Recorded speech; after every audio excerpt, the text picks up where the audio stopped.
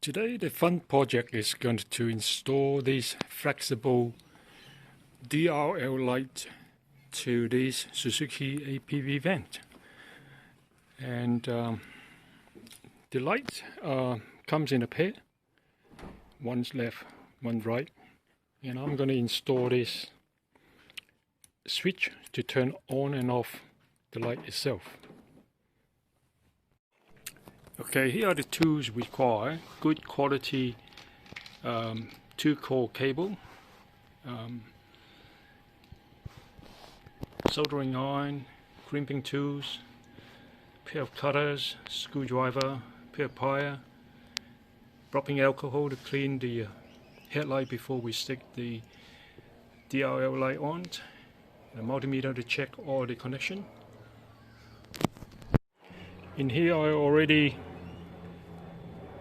run a wire which connect to the accessory 12 volt of the vent that comes through the firewall through one of the opening day to be ready for the connection. The same wire runs to here with the 12 volt accessory, and this is where I'm going to install the DRL switch.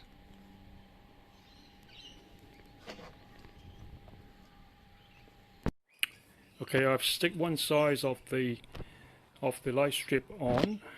As you can see, just run along the headlight, and still got enough wire coming out from the side for the connection. The yellow one is going to connect to the turn signal.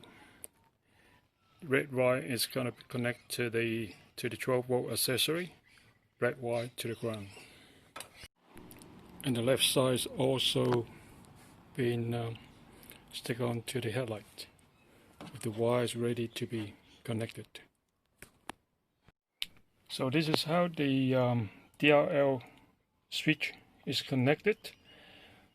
The green, which is a low wire, the yellow, which is the light for the switch itself, red is for the power from the accessory, black is ground. So right now it's connected. When it's not turned on, the light won't come on. When I press on, the light comes on. That means power is feeding through to the green and yellow from the red.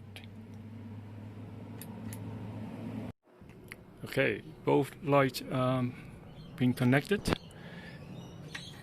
They both connect to the 12 volt accessory through the DRL switch on the dashboard.